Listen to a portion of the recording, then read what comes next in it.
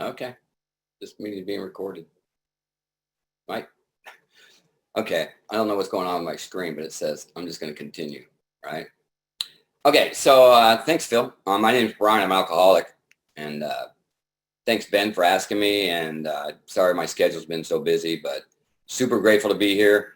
I have mixed feelings about Zoom meetings, and not like any negative thing. I just have mixed feelings about them based on I was at a live conference last week in Lubbock, and it was something different about being with 300 people in a conference.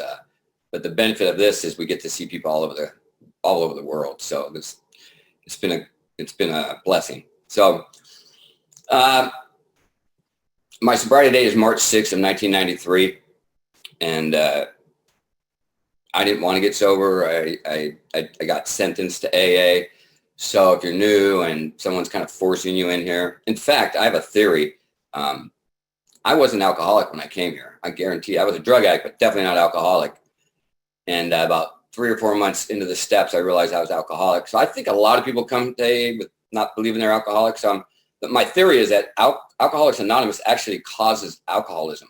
Because if you like took 10 people and said, hey, were you alcoholic? Do you think you're alcoholic when you got here? They say no.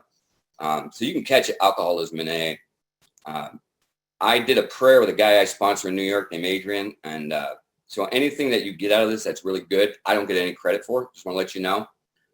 On the flip side, if you get off this meeting and you think I was the worst speaker ever, you're judging God, and we should never do that. So we're set on that. I'm just going to be raw. I don't know what's going to happen. A lot's happened in the last 2 years. So, and I don't hide from my stuff. So I got sober in Tucson, Arizona, grew up in Stockton, California, which means nothing unless you're from California. And my drinking, like basically my drinking career started around 12. My parents, again, I'm 59, so I grew up in Stockton, born in 62. My parents were Beer Can Collectors of America. That's for their organization. That's what they joined. And so my house always had beer cans. We always had a bar. My mom was an alcoholic. My dad wasn't, but there's a lot of good energy.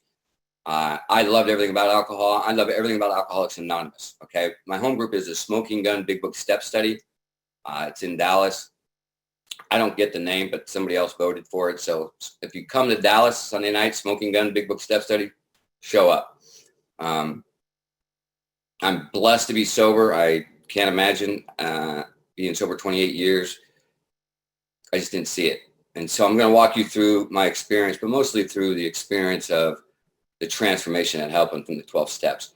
There's nothing in my childhood that really showed me any information that I was alcoholic. My mom was an alcoholic. The only thing I got was my mom would come home, and this is in Stockton, and my mom, I was a latchkey kid, so she would come home, say, I'm going to the bar with my friends, and then my dad would say, okay, be home in an hour, and then 3 hours later, I'd hear him squeal, go pull her off the bar stool and come home, and they'd fight.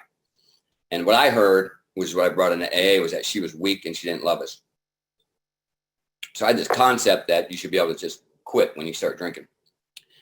So that's what I brought into AA. My history in Stockton was I'm the youngest of 4 boys. My brother Chucky died when he was 7. I was 5 of leukemia. And next older was Steve, who was 4 years older than me. I looked up to him. He's the one who started me into drugs and alcohol. He started committing crimes for him. He brought me into a world that was not what I was destined for, but where he just brought it. I don't blame him, but that's just where he was. Him and some guys molested me when I was 11, and I ran away from home with them when I was 12. I don't understand that, but that's what it was. And so that's kind of where it went. And then my brother died a year ago of COVID, Steve, and I got divorced a year ago. So 2020 was a really hard year for me. So my parents knew that if I grew up in Stockton, I would probably end up in prison. So they really believed they needed to move out. My dad worked for IBM, and so they moved to Tucson, Arizona. I was 14. And what they didn't realize was that it didn't matter where you brought me, I was an alcoholic. And I couldn't identify it in high school. Here's one of the identifiers now, but I couldn't see it then, was I would go to keg parties after the football game out in the desert in Tucson, And my mom would say, "Are you going to drink tonight?" And I say, "Oh yeah, I'll drink." She goes, "Well, if you drink too much, sleep in your car." So that's the language in my house. And here's how I know at the beginning of my alcoholism, I couldn't see it, was I would never leave 15 feet from the keg. I wouldn't venture far off from the keg. And I brought pitchers and I filled them up and put them in the trunk of my car. But I didn't think I was alcoholic. Graduated in 1980. Was in Tucson, took a year off from college, which has been pretty much the last, 41 years. It's a long year. And I got trapped into this addiction to an outside issue. And I only say this because it's a big part of my story. And I think a lot of people hide their alcoholism behind their drug addiction, as I did. And I got really deep and dark, and I got in debt so deep because I was dealing it, using it, robbing drug dealers at the age of 21. Well, here's some information, and I had to make amends to this guy. I was on a paint crew. There was three of us. It was me, Dave, and Paul. Paul's dad owned the business. I ran out of money. Nobody was going to give me money, and I told Dave, I said, "Hey, I need money." He said, "Me too." And so I said, "I got a plan." Now, Dave should have never believed any plan I had. And he said, "Well, what's your plan?" I said, "We can go rob the Kentucky Fried Chicken down the street." I had stolen some guns from my fiance's dad, and I was drinking daily, so I was not in the right mind. And we went to rob that place. And here's so you know I'm not a gangster. My nickname around Dallas is Three-Piece. Not because I wear three-piece suits, because I went in to rob a Kentucky Fried Chicken, got scared. I told Dave we can't do this, and then we went and ate a meal there. Like we ended up having a three-piece original recipe. That's the length of my gangsterness. And so I dropped him off home, and I went out to the desert, 21 years old. And you need to know something. I'm 5'1". I weigh 125 pounds at this time. I was a gymnast in high school, and I was good.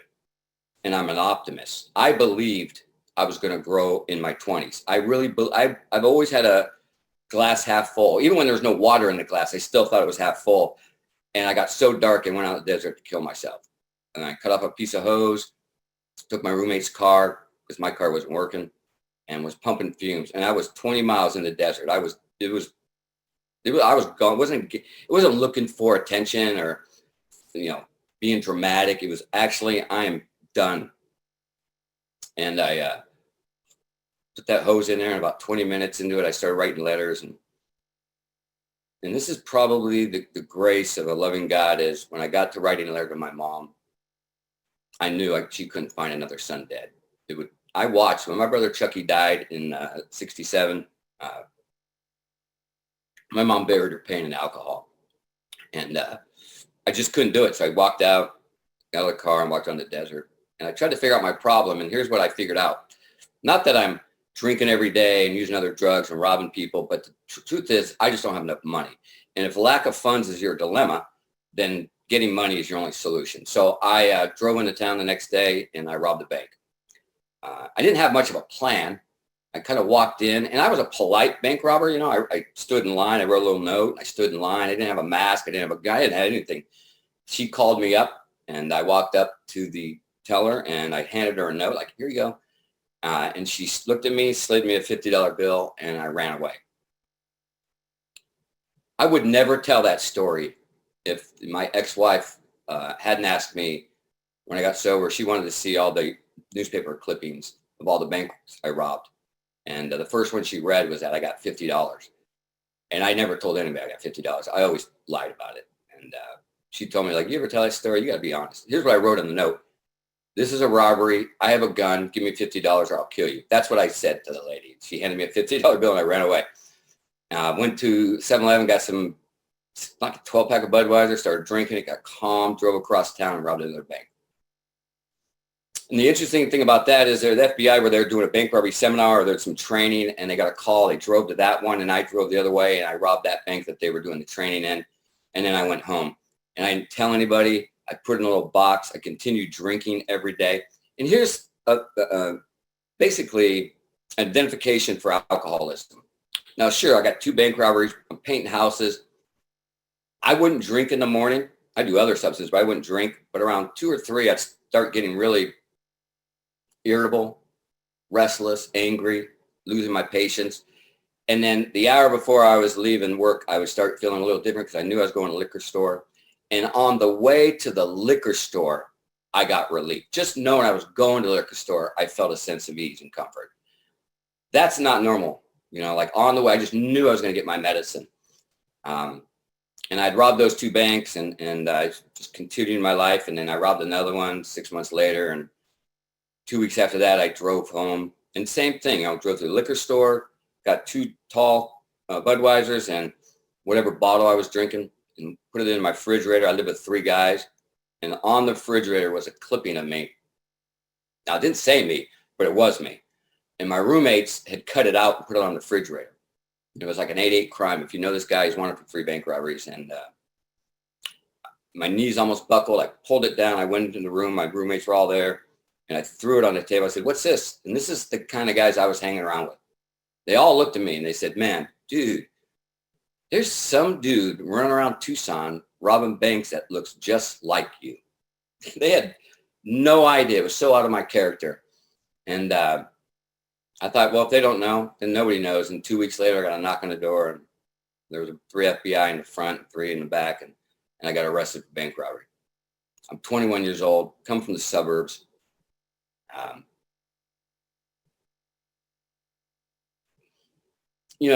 Both my parents are dead. And, my dad bailed me out. They got me a lawyer.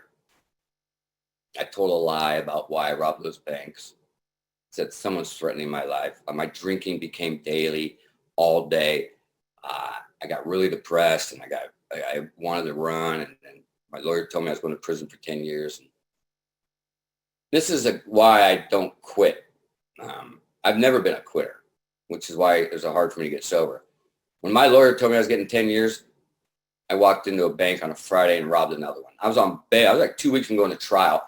And I robbed another one. And I really believed I was going to get away with it. I really believed that somehow there was other 5'1" bank robbers on bail. I mean, it was the most obvious. I had a good mask and good stuff, but they couldn't see my head over the counter. They knew it was me. I got arrested on Monday. And everybody thought, "What's wrong with you?" And I'm going to tell you something. The night before I went to rob the KFC and I was going to kill myself and I robbed the bank the night before. And this is why I'm a big fan of the 12 steps, because I'm sober by the grace of God, good sponsorship, and the 12 steps of Alcoholics Anonymous. And I'm telling you right now, the reason I robbed the bank is because I had a moment of clarity that night that I should just get honest with my roommates and my fiance that I'm really have a problem with this outside issue and I'm losing money. But the next thought was she would leave me and my friends would hate me. I'd be all alone. So fear of people leaving me, fear of people not liking me drove me to a place that cost me 7 years in the penitentiary.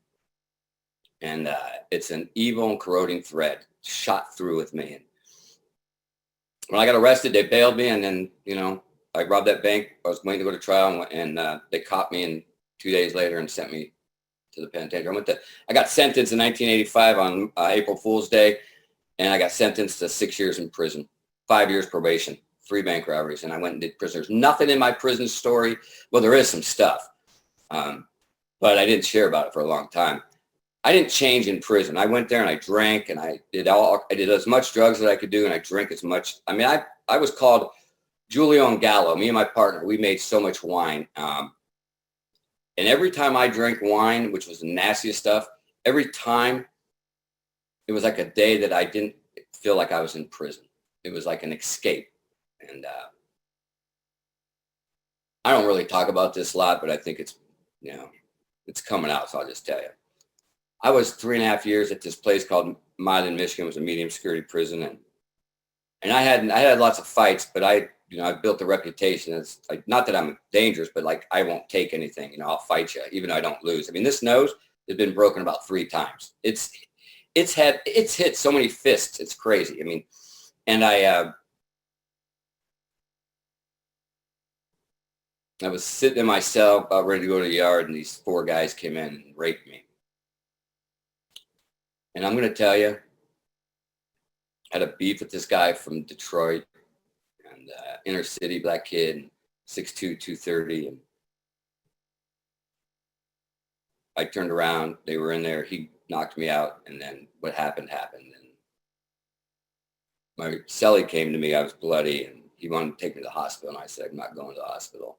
And, he said, well, then you got to take care of this. And I said, what do you mean? He said, you got to take that guy out. And you need to know, I have a kind heart, but I was in a world where kind hearts don't survive. And the next day, I hit him in the head with a pipe while I was watching TV, and almost killed him. I would have killed him if my cellie hadn't pulled me off. I had never seen rage I've never experienced that in me before. And I tried to get away, but I was full of blood. They sent me to this place called Terre Haute, Indiana. Maximum security prison. I spent 9 months in solitary waiting to see if this guy was going to die. And I'm going to tell you, I never said that for 20 years of sobriety, 20 years sober before I ever admitted that.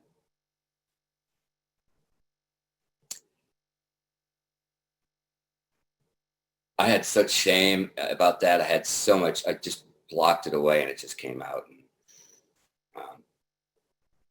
So I'm going to tell you how I got sober. I came out of prison. I did 6 years, came out. My mom brought me home. They got me a job. They got me a credit card. They did what I would do for my kids.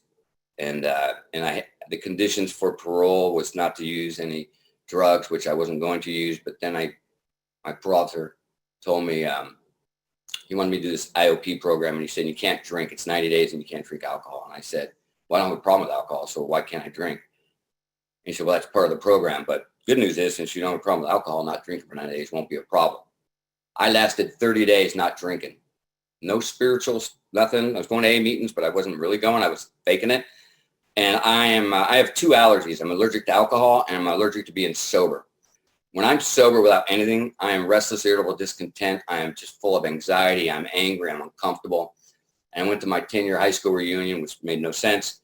And I didn't last 30 minutes at that before I walked in the bar and started drinking. Continued on drinking, tested positive for 3. And then my professor called me, said, we got a problem. I said, what is it? He said, you got 3 dirty urines and you need to see me tomorrow. I know what that means. I lived with my parents. I packed up my car and I went on the run. I lasted about 9 months in Tucson before the federal marshals arrested me. And I went back to prison for a year. Now I'm going to tell you something. I did not believe I was alcoholic. That last year I spent in prison meant nothing to me. But I want to tell you a story about my dad. Both my mom and dad are dead. My dad, for the first 6 years I was in prison, sent me a money order every week with a small note every week, $20.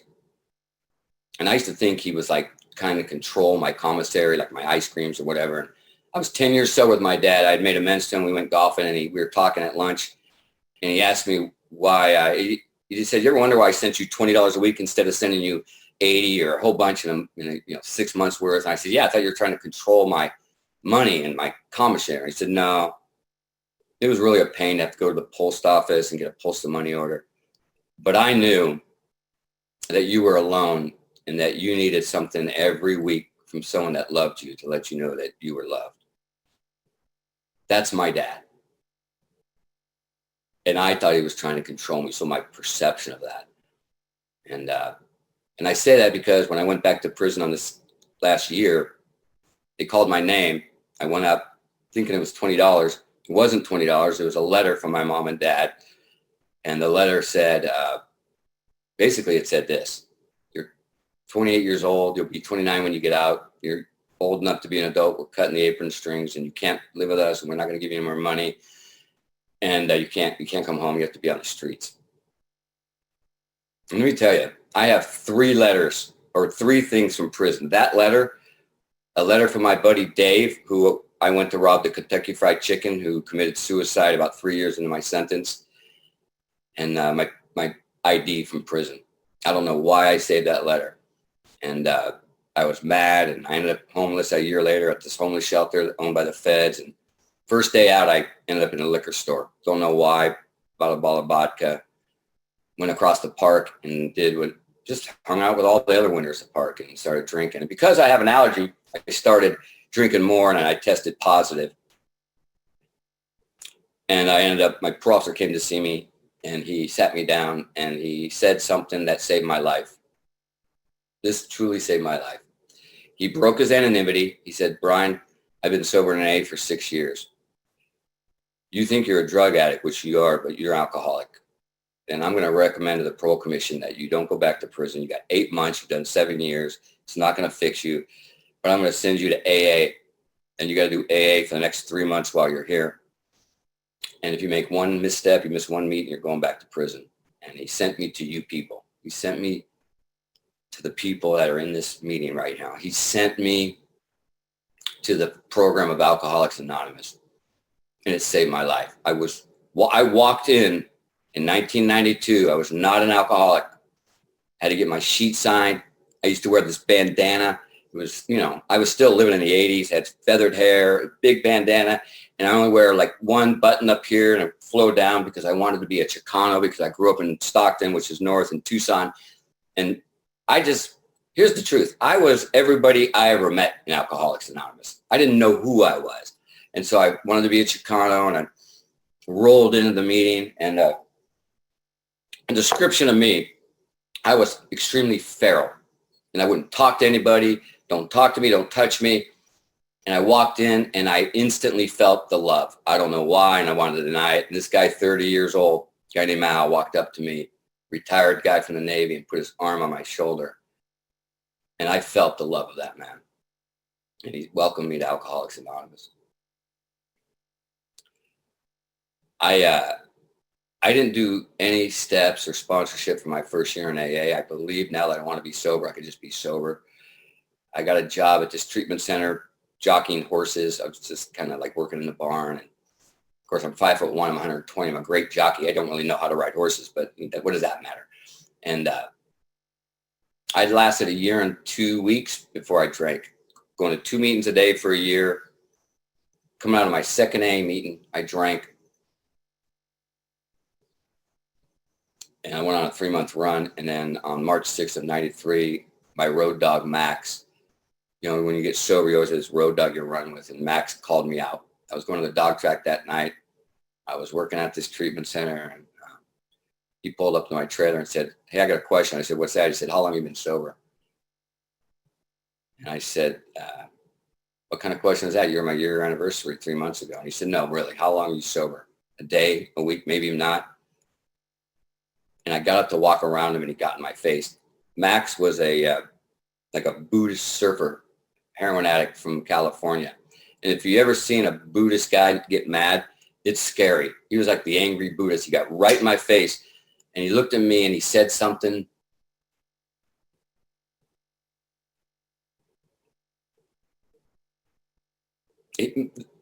Max said this. He said, brother, I'm not going to watch you die. And I just surrendered. And I think there's 2 big surrenders. I think we have many during this process, but the 2 big are you surrender to the bottle and then you surrender your will. And on that day, March 6th of 93, I broke down, and I hadn't cried since I was 10. Since my brother molested me and all through my prison, I just built this wall and this hardness and this hate. And I just broke it down. I could not stop crying, and I just said, I need help. And the guy who owned the treatment center said, you can't work for me, but you be a patient for 90 days, get sober, and you can work for me. And I got a guy, went to a meeting 2 days later, and got this guy named Cowboy Kenny. He was 29. I was 29. He'd been sober 7 years, complete opposite. I was an AC/DC, Iron Maiden kind of guy.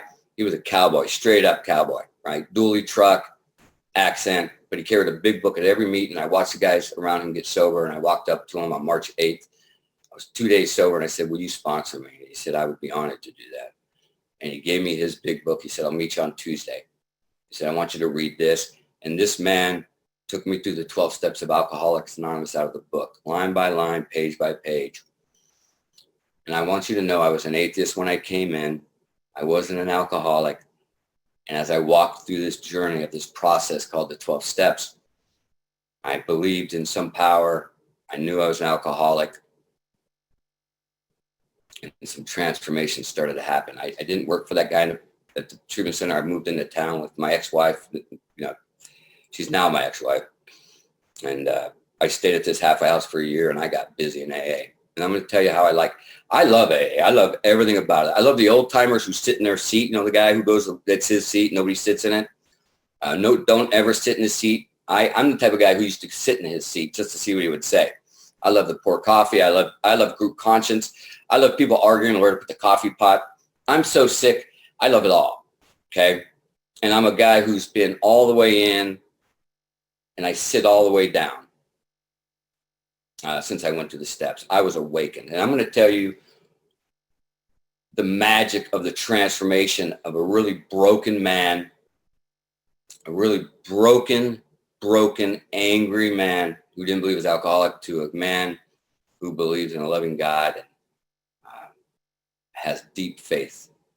I moved in this half. I started making amends. And I'll tell you, this is one of the first amends I made was to my mom. Now, you know, my mom married my brother Chucky, and I know what happened. I know the pain she had. And I went to my mom, and I gave her some money, and I told her, you know, this is what I'm doing. These are the wrongs. And I asked her some things, you know, and then one of the questions, if I leave anything out, and is there anything you want to share with me? And my mom said this.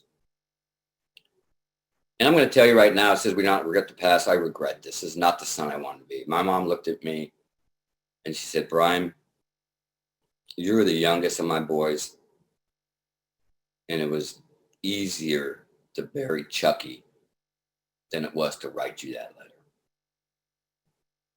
And she was bawling, and I didn't get it. And she said, you know, when Chucky got cancer, he was 6, you were 4. We gave him to the doctor, said, fix our baby, and he died. But with you, I had a choice to make. See, what happened is when I went back on the violation for a year, some Al-Anon at my mom's bowling league got a hold of her and said, you're killing your son.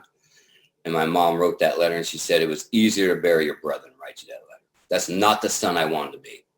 And she said, in fact, you wouldn't even got it. She goes, I put it in the mailbox on Monday, Tuesday, Wednesday, Thursday. Every day I put it in the mailbox. I couldn't leave it in the mailbox for 5 minutes. I'd go out, pull it back. And the only reason that you got that was because on Friday, your dad put his hand on my shoulder and said, honey, let him go. I never wanted to be that son. Selfish and self-centered is the root of my problem. I couldn't even see it. And I started going and making amends. And I'm talking like, hey, I was willing to do anything.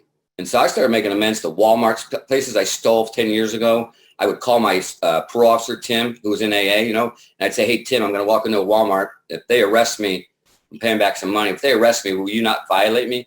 And he would always say this. He'd say, well, I don't know. We'll see what happens. And so I walked into all these places, and I started going around town making amends. And the guys my dad got a job who I ended up, you know, blowing that up. I was on the run for 9 months, and I made amends to him because I owed him money. I stole money from him. The day the marshals caught me, I was in his truck doing my work, and you know, I just did it. I wasn't going to go anywhere short. I'm not going to sell anything short. I just wanted to go all the way in. It was scary, and I didn't know if I was ever going to go back to prison, but I didn't. And then I moved to Maine a year sober with Chloe, and we got busy building a home group, and I got busy doing service work. I was a GSR, became a DCM. I got involved in Alcoholics Anonymous. I like third legacy service work. Not everybody does. I introduced it to all my sponsees, but some aren't fit for it. I'm so sick. I love it. I just love it. And I just got busy doing AA, and here's some things that happened.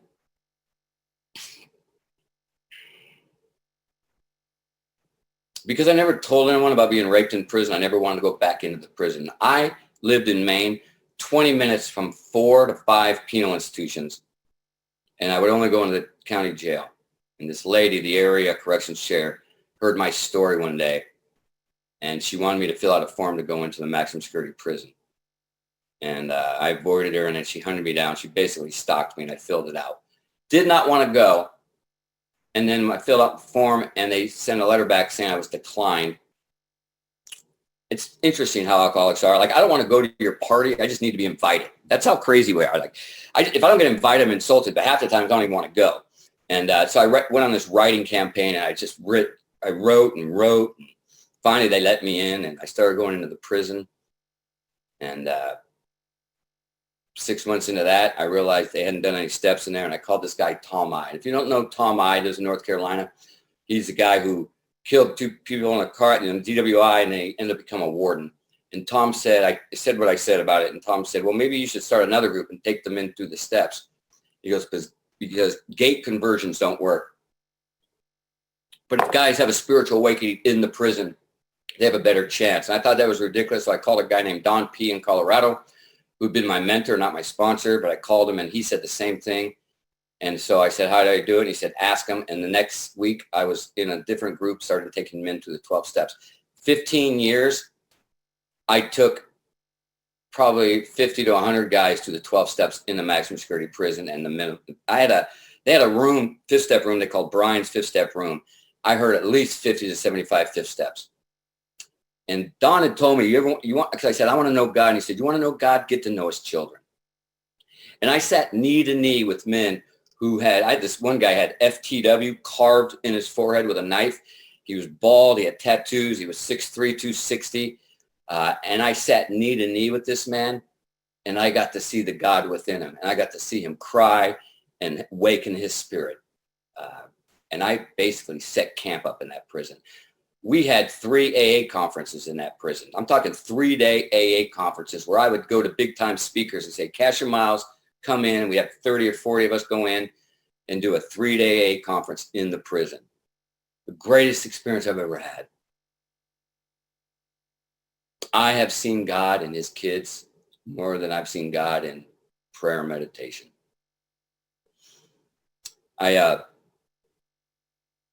I'm going to tell you some of my men's stories, and I'm going to close with some stuff that has transformed me. My brother Chucky, who died, I used to say all the time, people would say, I'm sorry your brother died. And I'd say, yeah, I didn't really know him. I'd dismiss it. And I was speaking, I was the token AA speaker at an Al-Anon conference, because the ladies, I brought such hope to them for their kids, because I came out of this real dark spot and was awakened. And I had said that all night. They're like talking about my brother. It's like, no big deal. And then I came out of meditation the other day or the next day. And here's what I believe. In the 10th, 11th step, going into 11th step, when it says this vital 6th sense, I believe that's the whispers of God. And Don had taught me, like, you need to pay attention to the whispers of God. And the only way you can hear God is if you're clean spiritually. And I came out of meditation and God whispered to me, you need to go make amends to your brother. Didn't make logical sense. Talked to my ex-wife. We were married then. And I said, you want to go to Stockton, California? And I need to make amends to my brother, Chucky. And I didn't even know what I needed to make amends for. I flew out there. I brought some flowers. And I walked into this office and I said, she asked me how I'm doing. I said, I need to find my brother. He was buried here in 1967. And I gave her his name. She looked it up and she gave me a little map and she wrote it. And she said, she handed it to me and said, yeah, he's buried in Lullaby Land.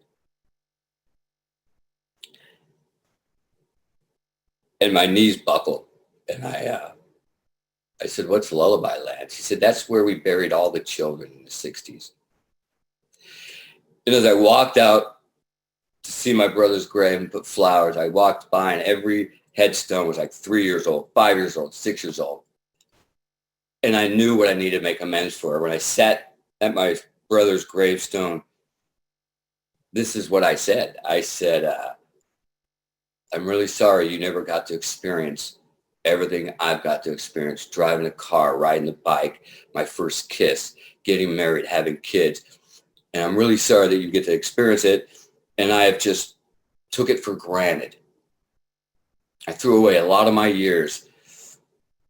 And I told my brother, I said, moving forward, you're going to look down at me and you're going to say, I'm proud of my little brother. And it made me realize how much pain my mom must have been in. And that was a drastic change in my idea around living life to its fullest. And I remember calling my mom when my daughter was born. I was 40 years old. My daughter was born. Her name is Quincy Blue. She actually lives with me now. She's out of college, and she's not living with her mom. She's living with me. My son lives with my ex. And I've never experienced unconditional love. And I'm going to tell you about my daughter. I always wanted a daughter. I grew up with 4 boys. I've been around men my whole life. Youth center, penitentiary. I've been around men my whole life. I trust women. They have more intuitiveness. I just trust them. And I wanted a daughter. We didn't know the sex, and she came out with C-section. And when the doctor pulled her up and he said, "You have a daughter," I just burst out. Her name is Quincy Blue. And she was 7 years old. And all these guys were coming out of the prison, and they were like telling me, like I knew Quincy was going to know someday that I was in prison. I never told my kids any of that. And Max was, probably 3. Quincy was 7, and I was going to go skiing with her the next day. And I said to Chloe, I said, "I think I'm going to tell Quincy about my past, because she's going to hear it." And so I got Quincy up in the room. We're going skiing the next day, just me and her. 2-hour drive, all day skiing, 2-hour back. And I got down on my knees, and Quincy is just this real blue eyes and just blonde hair and just looked like a pixie. It's really tiny and petite. And I look at her and I said, "Hey, sweetie, I need to tell you something about your dad." And she says, "What's that, Daddy?" And I said, when I was in my 20s, I'd committed some crimes, and I'd been sent away to prison for 7 years. And my baby girl just burst out crying. And I thought, too soon. That's what I thought. I thought I ruined this image. And she was bawling. And I looked at her. I said, "What's going on, sweetie?" And she took a couple steps forward. And this is God and children. She just looked at me and said, "Oh, Daddy, you must have been so alone." She was only concerned about me being alone. And I just started crying. I said, "Sweetie, I was so alone, but I haven't been alone in a long time." And then she said, "Is this why you go into the prison and help those men?" I said, "Yeah." And then she wrapped her arms, and if you're a father and a daughter, she said, "I'm so proud of you, Daddy." And, she's at University of Arkansas. How much time I got, Phil? Give me a number. 10 minutes? Okay. She wouldn't let me see her essay that she was writing for all the universities. Last year was her freshman, and then when she got accepted to all these colleges, she said, "Hey, Daddy, you want to see the essay I wrote?" And I said, "Yeah, you've been keeping it hidden from me." And the essay was about me getting addicted to drugs, committing crimes, going to prison, getting out. When I got sober, I worked at a marketing firm. I'm a high school graduate. I'm a convicted felon. I worked at a high-level marketing firm for about 13 years. I was a CEO. I've been the CEO of a treatment center for 8 years, and now I work for the Pro Football Hall of Fame. I don't even know how I get these jobs. All I know is that I have good work ethic, and I trust and believe that I have the ability to do whatever is asked of me. And my daughter and I are extremely close. And the whole art, my daughter wants to be a psychologist. And when I told my son, this is what he said: "Oh, cool, Dad, let's go play football." He had he was just, that's the difference between sons and daughters. And I'm going to end with these 2 stories. I made amends to the guy that my dad's best friend, and I golfed with him many years after I was sober. I paid him the money back, and we were good. And in 2012, I moved to Texas, and my kids and my wife stayed there in Maine because I got this job at this treatment center. And I bought a house, and they were going to finish school and then come down. And my dad was having strokes, and they don't know what was going on, but he's getting strokes, going to the hospital, hospice, strokes. And so I came out of meditation one day, and God said, "Go see your father." And Don had taught me, like, when you hear a whisper, you need to follow the directions. And so I told my mom. She said, "You don't need to come." My oldest brother said, "You don't need to come." But I flew out, and I walked into my mom's house, and my dad was dying in her bed. And I could smell it. And my mom, they were married 46 years, and she saw what she wanted to see, and he was not dehydrated. He was dying. And I climbed into bed, and this is the last thing my dad said to me. My dad had black hair and big blue eyes, and he was the kindest, loving man I ever met. And I just climbed in bed with him. And I said, hey, Dad, it's Brian. My dad looked up at me and he said, hey, son, I'm really proud of you. I love you. And then he never talked again. I just took him to the bathroom and I called 911. We took him to the hospital and they said he had stage 4 bladder cancer. Nobody had saw him the bladder cancer and he was going to die within a month. And we sat in that room for all day with all my family. And they said we had to leave around 10. And as we were leaving, he was sedated.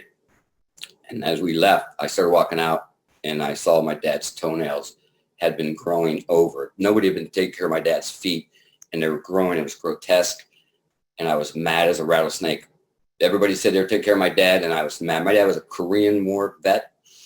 My dad went to IBM, built a career and loved me unconditionally. And his toenails were growing over. And I walked out of the hospital, signed with my family. They all left and I walked back up and the nurse said, what are you doing here? And I said, look, I don't want to cause a problem. But have you seen my dad's feet? She said, I have. And I said, I'm not going to go until I can clean my dad's feet. And I'm only going to ask that you give me some clippers and some soap. And if you could do that, I would appreciate that. My dad does not deserve to die like this. And she looked at me and she said, I'll be right back. And she came back with 2 sets of toenail clippers and 2 buckets of water and soap and cloth. And I sat there with this lady who I've never seen before and I never seen since. And we washed my dad's feet. We clipped his toenails. And I kept telling her what a bad son I was and how I put them through hell. And they cost a lot of money and they had to go visit me in prisons. They never think I was going to live. And we just finished up. And we tucked his feet in and I was walking out the door. This nurse grabbed me and turned me face to face and looked me in the eye. And she said, I don't recognize the son you described. What I just witnessed was a son who loved his father. And I'm going to tell you, that's Alcoholics Anonymous. I would not have done that. It's Alcoholics Anonymous that allowed that. And I'm so grateful for that experience because he died real soon. And my mom asked me to do the eulogy and I'm in Tucson and my wife and kids are in Maine. I'm alone and I'm sitting there. I couldn't get out of my chair. I'm in the hotel room. I'm dressed in my suit and I've got this thing. I'm going to talk about my dad and couldn't move. And I got a phone call from a number I didn't recognize. And I've been taught to answer the phone. And I picked the phone up and this guy said, hey kid, how you doing? And that was Al, my dad's friend who gave me the job, who I made amends to. And I said, Al, I'm not doing good. He said, I bet. He said, look, I can't be at your dad's funeral. It's not because I don't love you or don't love your mom and I didn't love your dad. I loved him dearly. I love you dearly. But I'm down in Nogales. My son was murdered 2 weeks ago and I'm trying to figure out what happened.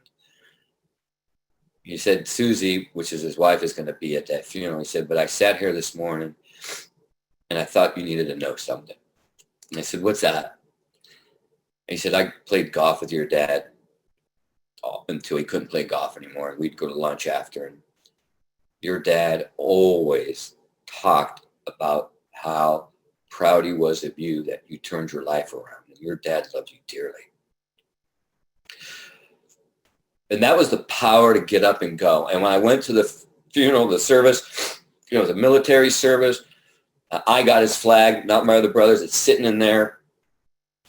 And I sat at that thing to talk about my dad. And in the pew, one pew was 4 guys. 3 of them I used their cars in bank robbery. One was a drug dealer who I robbed. And then the other guys were AA, my old sponsor, and a bunch of people that I got sober with in Tucson. They all sit in the same pew. They don't know each other. And they all showed up to see me. The transformation, the spiritual awakening is powerful. And I have not had a drink since March 6th of 93. And I'm going to end with this real quick reading because I think this is important and I think this is Alcoholics Anonymous.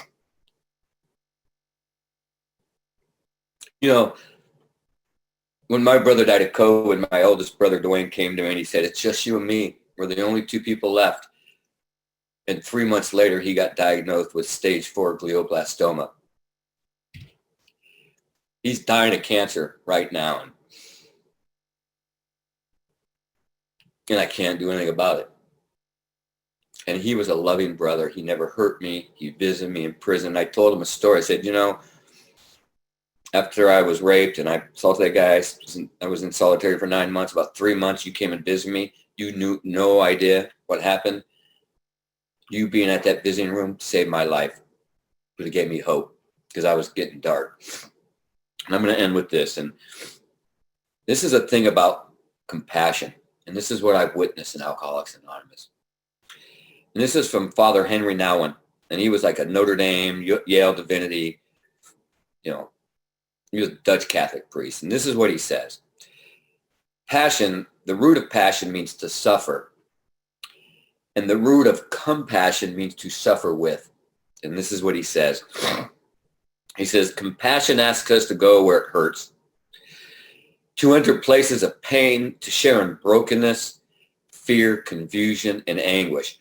Compassion means going directly to those people and places where suffering is most acute and building a home there. Compassion means full immersion in the condition of being human. There's deep conviction that through compassion, our humanity grows into its fullness.